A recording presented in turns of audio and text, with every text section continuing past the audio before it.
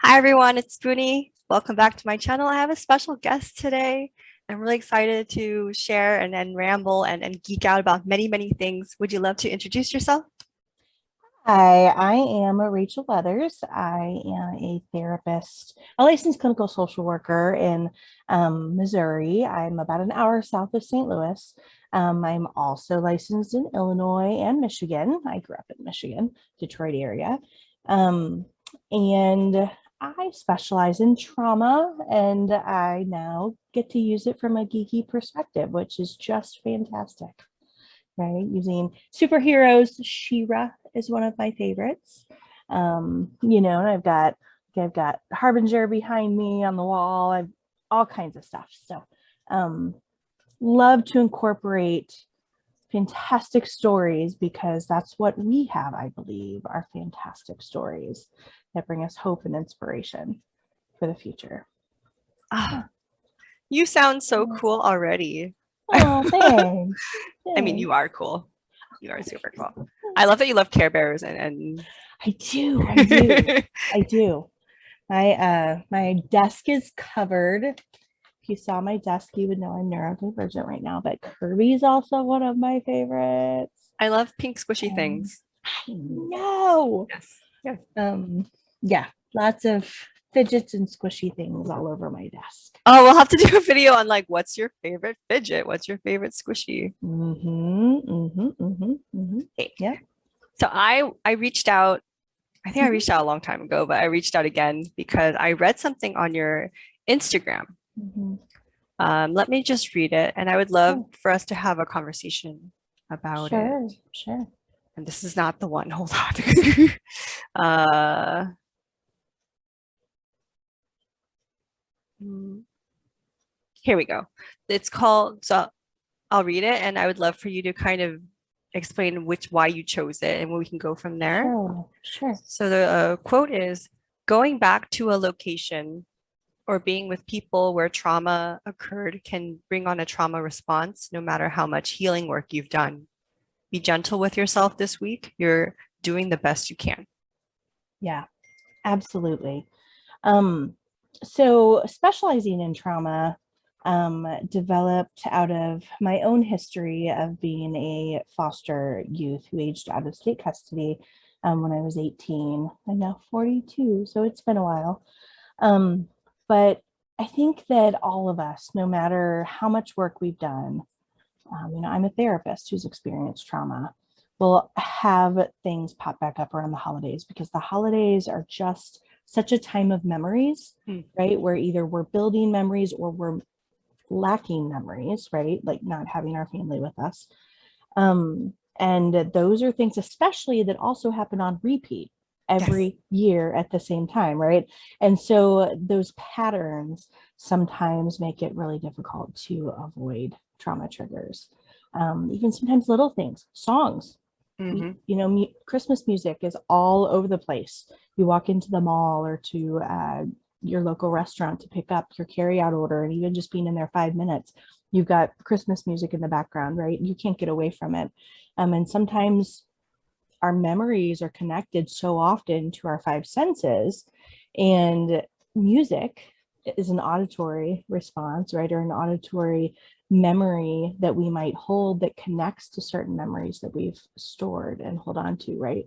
So even if you've done trauma work, one of the specialties I have is EMDR, and I've also experienced EMDR as a client, which has reprocessed and desensitized quite a few of my memories that are difficult, but that still doesn't mean they're not there. The Mm. goal of trauma work isn't to forget memories, it's to help give them a sense of order, a sense of meaning, right, in our life and kind of bring things together. And so they don't go away. And they may be a little bit easier, but that doesn't mean they're not still there.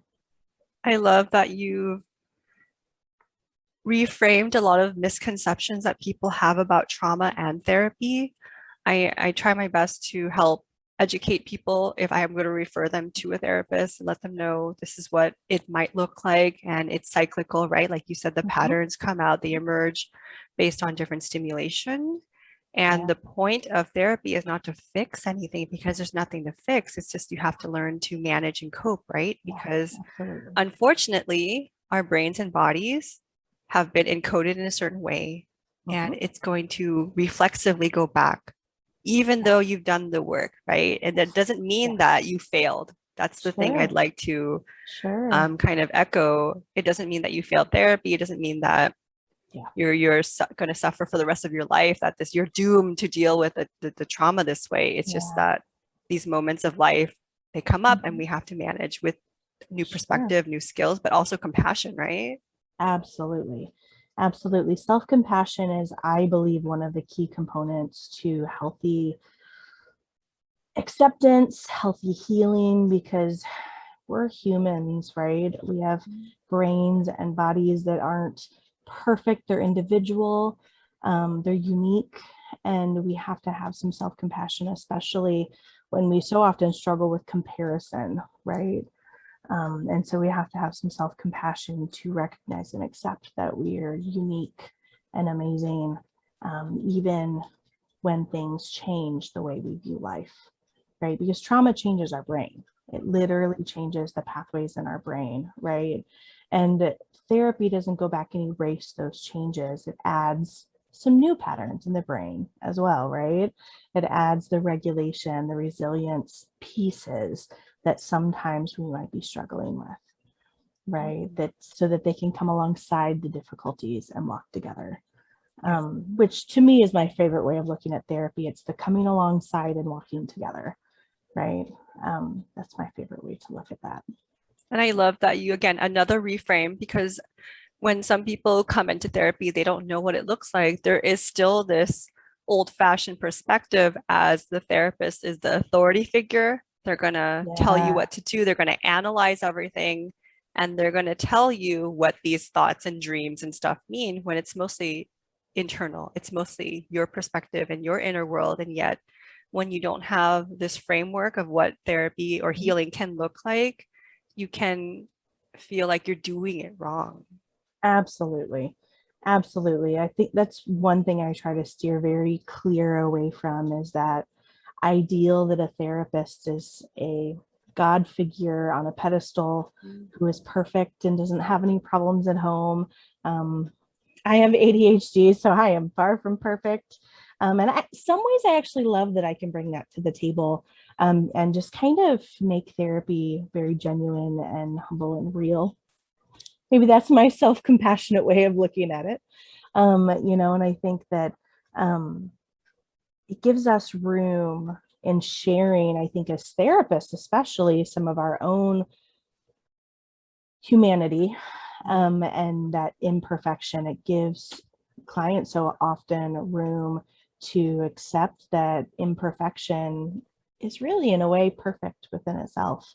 But that's our goal is, we're not going for perfect. We're actually going towards accepting the imperfections that are so beautiful. Ah, you're just dropping so many beautiful, compassionate things right now. What is your modality? I'm very act. Act is the closest that I think that I come to, except for I'm a little less theoretical in regards to my act use. I know that's bad. Some therapists view that as bad. They love their theory. Just in being driven to mindful self-acceptance, Hmm. self-compassion, but I also, from a trauma perspective, I use a lot of EMDR and IFS. I love parts work. I think parts work is very self-compassionate, Oh my God. right? Okay, It, cool. it's so powerful. And I've got some clients that get much more even out of parts work than they do EMDR. And I just incorporate some bilateral processing while doing Nice, the nice. IFS work, right? Mm. And so, yeah, it's, I think I honestly, I would say my theoretical perspective is self-compassion and healing. Dude, okay. Um, Gosh, where do I want to go with this? Because it's exciting for me to hear that you have shaped and created your own modality system, which is I'm all systems. I'm all about systems all the time because there's a Yeah. lot of, I'm calling you out therapists. There's a lot of rigid therapists that do one model only, and that's the way to do it. Like, Mhm. but people are complex, fluid, interconnected Yeah. beings. Why Yeah. would you limit with that? You know, I get that the true, like I'm Bowen, right? Systems, but like Mm-hmm. you incorporate everything into Bowen. So for me, Yeah. like I get to win because I do that. But when I'm Yeah. thinking about like the healing practice with a Mhm. human being, a soul, the essence Yeah. of a human, Yeah. like compassion is not really taught in the theories. So how did you get to that point to choose, this is my theory, this is really working? So the first person that introduced me to ACT, Mhm. first thing they said to me is you're going to have to let go of CBT, which is interesting because there's a lot of people now that use it hand in hand with CBT. Yes. So Oh. my introduction to ACT was very anti-CBT. And I think I've always held on to that a little bit. It really changed the way I looked at things a great deal. And there are many that come from an ACT perspective that really support using self-compassion and radical acceptance, you know, and acceptance in a way that some of us have never known, right? And so that I think is really what has affected that self-compassion perspective the most would be the ACT perspective. However, I know there are many that come from an ACT background that use it more of in a cognitive behavioral way. I know it's weird to me. Yeah, I'm curious how that even works. I've seen people use it in a behavioral way, and it's, to me, that's not the way it was designed. Oh, But like challenging a thought, right? yes, Okay. yeah, thought challenging, which I'm more of a, let's sit with that thought for a minute. What's that thought telling us? Heck yeah. Parts work, I do think parts work really expanded self-compassion as well, Mhm. because there's never a bad part, right? And so to me, that negative thought in a way is a part Yes. also, Yes. right? Yes. And so I'm never going to be negative towards my thoughts because it's trying to tell me something, even if it's way out there. I get some way out there thoughts too. It's still trying to tell me something, and I'm not going to find what it needs by being harsh towards it, right? Mhm. By beating it up. So, yeah, IFS really expanded that self compassion as well, too, I think. I'm internally screaming. I don't want to scream too much into the mic. Boonie, But I'm telling you, I've been saying forever, you know, we think a lot alike in some ways, I think. we do. And I We have a do. very strong teacher archetype. So I lean Mm, toward coaching immediately. So it's really cool to yeah. like meet you. Like we just bridge the gap, like the Yep. therapeutic version of Mm-hmm. everything. So Yep, yep, cool. yep, yep, yep. I was gonna be a teacher first. I was a preschool teacher before Me I went back too. to school. Well, looky there. I had the threes. They were my favorite. Two and three. Two and three. Yay! Yes. Yes. Yay! Yeah, they'd send the difficult 2-year-olds up to me. I was in the 2.5-year-old room. They were still Mhm. potty training. So like you'd have to like Mhm. put them under your arm, get Mhm. the diapers going while the Mhm. other was trying to run away. It's like, come here, Random sit down. random side note, have you ever stumbled on Mr. Chaz? Mr. Chaz? Look him up. He is a fantastic preschool teacher that brings a beautiful, like, self-compassionate approach. And he's just fantastic. And I recently learned that he has ADHD too, which is probably why I loved him so much from the moment I saw him. So Oh gosh, I got all these tangents of with all the children I resonated with were neurodivergent too. Like this kid and yes, this kid. Yeah. yes, Oh. yes, yes, I'm not yes. saying I have favorites, but I have Right, favorites. right. So true. So true. I think that's why I understood them. Mhm. You know, even though I wasn't diagnosed yet, I didn't get diagnosed with ADHD until I was 28, right after college. That's this unspoken bond though, right? Yeah, yeah, it is. It is.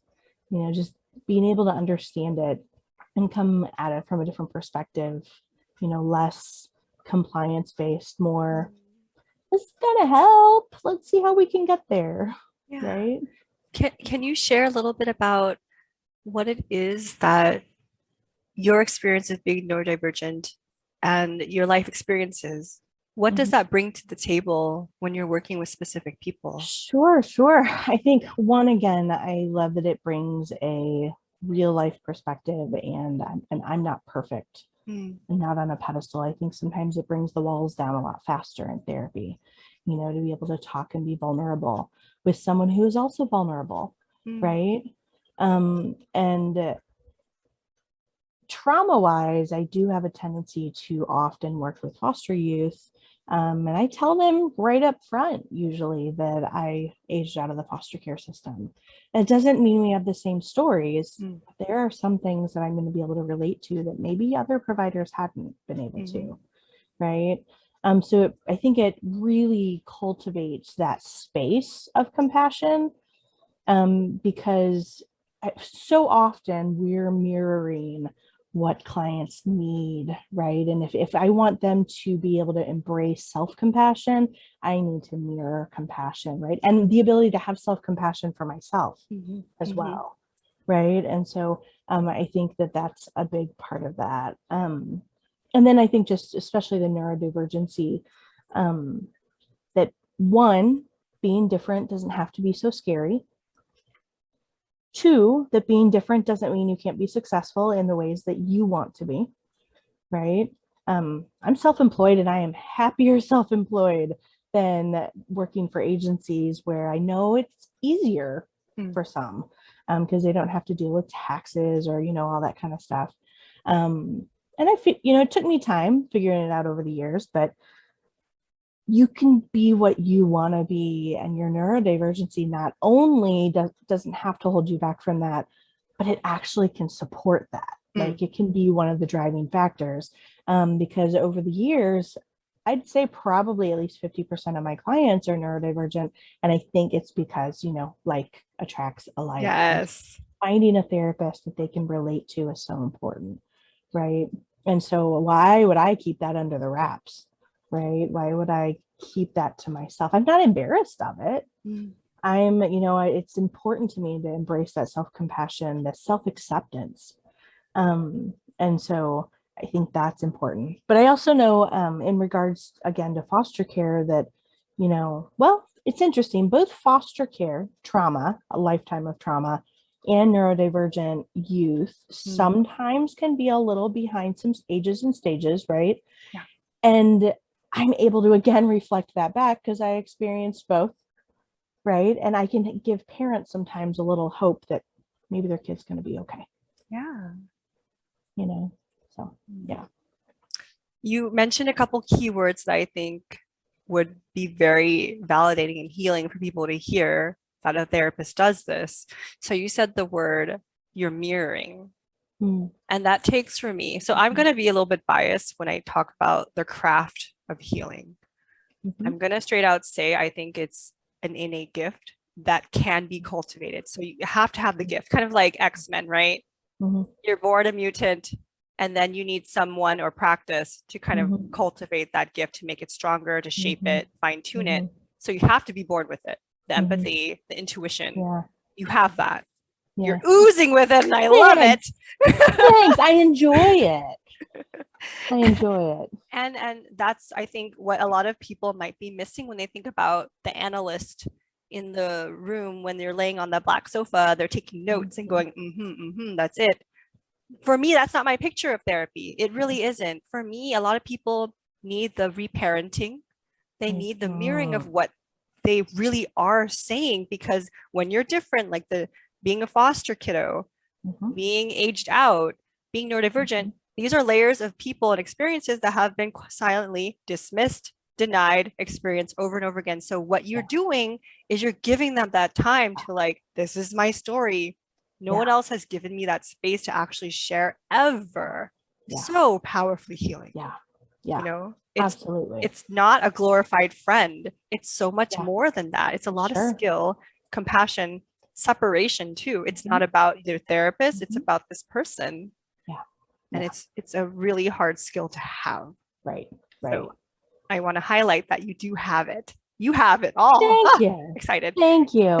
My whole life, I think, even like when I was a preschool teacher before I went to school for social work, I people, children especially, were always drawn to me. And so um I really valued that. I definitely over the years have had to learn how to have some boundaries on that empath skill, right? Um, but because it can be so draining if you're not careful. Right. But it's a gift, and I do cherish it. I do. It's wonderful Yeah. because you could use it towards bad too. You know, there's all these Absolutely. dark Well, versions of. kind of like I just binged Avatar, Last Airbender on Netflix, and there's so much in there. Their gifts, their bending gifts, and how Zuko at first uses his, negatively and lashes out in a traumatic way. His father Yes, just banished exactly. him, right? And I loved his uncle. His uncle was so patient with him. His uncle reminded me a lot of why I do what I do. Right. Is because that's what we're doing. We're patient and we're guiding. Uncle was guiding, but he never forced Zuko, and he always accepted and loved Zuko, even when he was struggling. Ooh. And that's what it makes me think of, like, being as a professional helper. When people have this question of, tell me what to do, what do I do next? You have to throw it back to them, right? Like, you know what you need to do. Right. Maybe you're not ready. I'll just sit with you, Sure. right? Yep. And that's what people need, acceptance to just sometimes not do. And that's the hard part. And I think there's a whole lot of sitting with, especially in regards to both trauma and neurodivergency, because neurodivergency isn't going away. Like, we're not looking for that skill that's going to make it all better. Right. Skills are helpful. Don't get me wrong. Like, my calendar is my best friend. Yes. But it's not going to make my ADHD go away, right? And trauma is not going to go away by giving you the perfect life narrative activity, right? Sorry. That doesn't mean, right? But that doesn't mean that creating a comic with yourself as a superhero can't be empowering. Right. And so there's beauty in the steps of the journey, but mostly what I'm doing is the sitting with, because that trauma was there for years. It occurred over years' time, usually for most of my clients. It's not going away tomorrow. It's really never going away, but the reduction of symptoms aren't going to happen overnight. Right. And again, neurodivergency isn't going to go away. So learning how to embrace the beauty and being different, I think, is something that takes a while to grasp.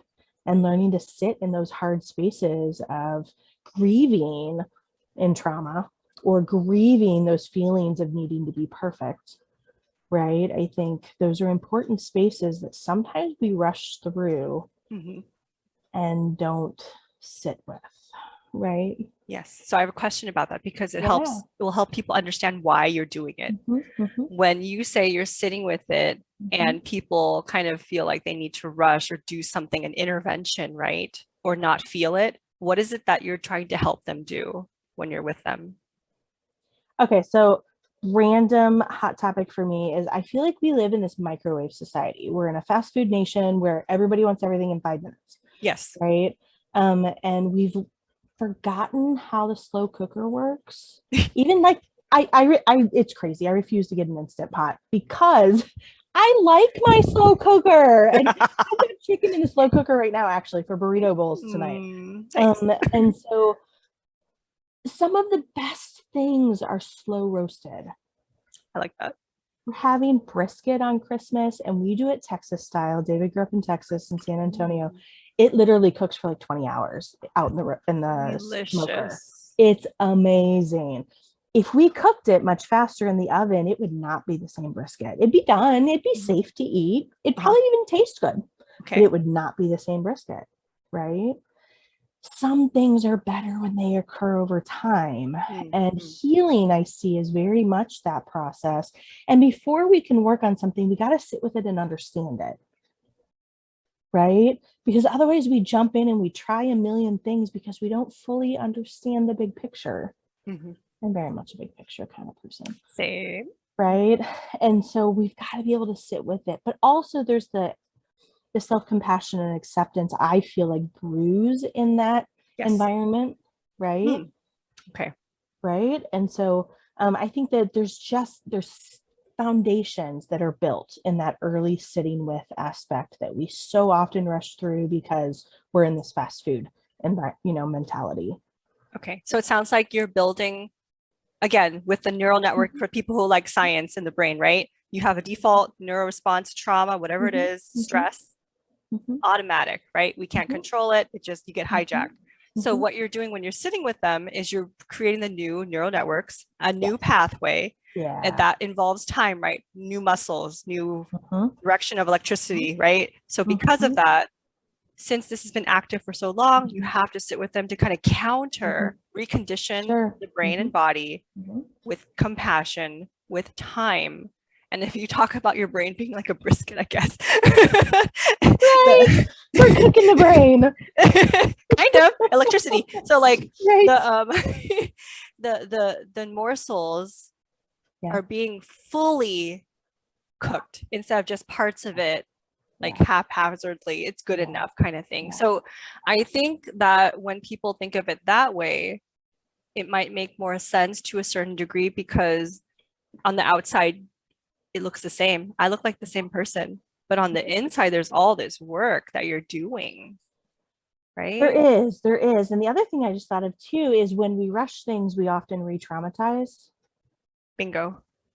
You know, and I actually think that also is similar in regards to neurodivergence, because so many of us that were neurodivergent growing up, school pushed so many skills and requirements. Everything had to be done right now in a certain time. And it often feels very triggering to some of the things we experience when we're rushing skills into place. For those who are struggling, at least with years of neurodivergency and the trauma that can come with certain systems, right? Requiring us to be very neurotypical. And so, yeah, but also from a trauma perspective, working with those that often have developmental trauma, complex trauma, just years of trauma, if we move too quickly, that can be very re-traumatizing. For many, the ability to feel safe is a scary experience because they've never felt that way. Right. And it's a new feeling and it's unknown and it's fearful in some ways. And so slowly building even just 5 minutes of our session, if 5 minutes of our session today felt like you could breathe, that's progress. Maybe in a month after weekly sessions, it'll be 10 minutes. That's okay. And then that will begin to mirror and hopefully their everyday life if they're in a safe environment. Yes. You're just teaching people a lot of the nuances of a really skilled trauma therapist. I think that when people come into therapy with whatever perceptions you have, whatever your baggage is, you may not be sure. Again, the process is so important, but there's a lot of this like faith in the practice. You have to do the work and then you'll see the change, right? But when you go into it, you're not really sure until you have the strongest connection with your therapist, which is number one, you know? Yeah. Well, and if you've been in trauma all your life, you're still in survival mode. First thing on your list isn't doing your coping skills. Surviving today, right? That's right. Yeah. And so the more stable we feel naturally, the more there's room, the more there's tolerance, like window of tolerance, space to be able to do the things that feel safe. Wonderful. Right. Yeah. So I don't know how long we've been going, but I would like want to wrap up with something you could give the community based on this being compassionate with yourself during the holidays. Sure. Do you have anything we could give people? I think my biggest is just do what takes care of you and don't judge what that is. Like when I've had a really hard week, one of my favorite ways to take care of myself is to have one of my weekend days be a gaming day. I literally stay in my pajamas all day and we play video games all day. Everybody's on different TVs. Sometimes we're playing together, whatever that might be. But I need downtime and I need to not think about heavy, serious things for a day. And so much of the world is a little resistant to, electronic gaming all day. And so learning how to take care of yourself in ways that work for you, that may not always work for others, and giving yourself room for that, permission for that, I think is so important. And it doesn't have to be difficult or expensive. I think my other favorite is have a cup of tea, which is again, I think why I liked Uncle from Avatar so much. His Jasmine Dragon. I already ordered a hoodie because I love a good cup of tea. Give me a good cup of tea any day, especially in the cold months, in the fall, the winter. Of course, I'm in the Midwest here in California, and it resets my day. It resets my day. And so, and there's something mindful to me about a cup of tea. I think that you're giving all these indirect really empowering ritual for people, because I just saw this other meme where someone was posting, oh, your day is ruined if you divide it into quarters, right? At least sections. At Uh-huh. least this part's kind of ruined, but you can start over, you can reset. Yes. That's okay. And Yes. so it's a reframe, constantly seeing things with Yep. new, fresh Yep. eyes, right? That's Okay. hopefully part of it. Yeah, absolutely. And if you struggle with the reset, do what it takes to take care of you for the rest of the day and start again tomorrow. Hmm. It's That's okay to right. go to bed early if that's what you need, Hmm. you know? It's okay to watch movies for the rest of the night. Get in your snuggly pajamas and snuggle up on the couch with your favorite blanket and watch your favorite movies and eat your favorite popcorn, right? For the rest of the night and let the world go away. It's okay. It's part Hmm. of recovery, right? And I think living life in recovery, when if when someone might struggle with mental health such as depression, anxiety, I think that's so important to learn that cycle of Hmm. recovery, because that involves a lot of self-compassion too. And I'm going to add that when you do that, you're empowering yourself too, because a lot of us who have worked through trauma or are struggling with trauma or anxiety or depression, we sometimes seek the healing from the external when it really comes from here, right? To do the So, practices of self-care. so true. So true. Yeah. Yeah. So how can people find you? Okay, so I am on YouTube at the Hope Chest STL. I'm on Instagram at the Hope Chest STL. I am on Twitch on Thursday nights, focusing on those who've come from traumatic childhoods.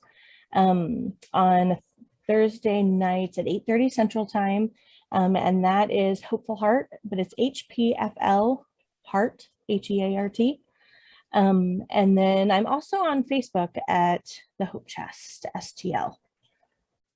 You can find me all of those. My website's thehopechest.co, where I have ways to contact me.